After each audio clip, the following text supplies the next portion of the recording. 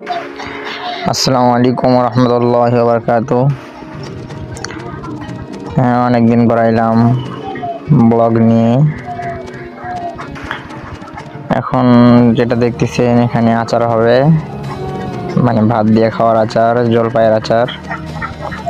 এই যে আমার দাদিকে বললাম যে আচার বানিয়ে দেন, তারপর দাদি শুরু করে দিছে। এই যে মরিচ দিল, আরো অনেক মশলাপাতি দিছে। এই যে জলপাই আগে থেকেই মানে ভেজে রাখছিল। এদের সরিষার তেল দিল, আরো কি কি জানি দিল, দিয়ে মাখতেছে। জলপাই তো মনে হয় এখনই খেয়ে ফেলি, এরকম একটা ফিলিং আসতেছে। তো যাই হোক, অনেক অনেক কিছুই দিল দেখলাম, যে জিরা, সরিষার তেল, তারপরে জলপাইগুলো ঢেলে দিলে দেখলাম। আপনারা যারা পারেন না শিখে রাখেন, কারণ আমরা তো পারি না। আগেকার মানুষ ভালো পারে, দাদি নানি এরা সবাই ভালো পারে। এই যে এটাতে করেই রাখবো। এই যে সরিষার তেল দিতে বললাম আমাকে, সরিষার তেল দিয়ে দিলাম। অনেকটাই সরিষার তেল দিয়ে দিছি। ভিতরে কিছুটা শুকনা মরিচ, ভাজা মরিচ দিয়ে দিছি, যাতে কালারটা একটু সুন্দর হয়, দেখতে সুন্দর লাগে আচার। দেখেন, একটু কাছ নিয়ে দেখাই। অনেক সুন্দর।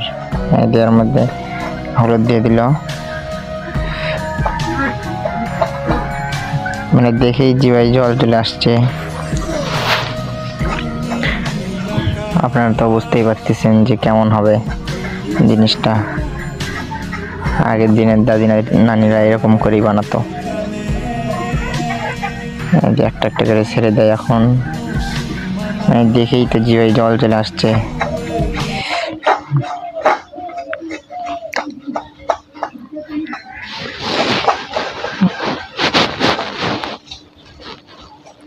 সব দেওয়া হয়ে গেল।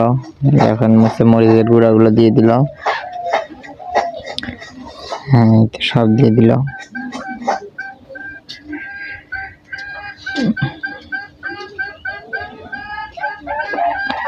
এই তো দেওয়া হয়ে গেছে প্রায়। আমি একটু নাড়াচাড়া দিতে বলছে আমাকে, আমি একটু নাড়াচাড়া দিলাম যাতে ভিতরে একটু মিশে যায়। মানে আচারের কালারটা অন্যরকম সিস্টেম হয়েছে, এত স্বাদ হয়েছে, মানে দেখেই বোঝা যায় যে কত স্বাদ হবে। হয়ে গেছে, দেখেন আপনারা। হ্যাঁ, আমার দাদির হাত আমাকে বলতেছে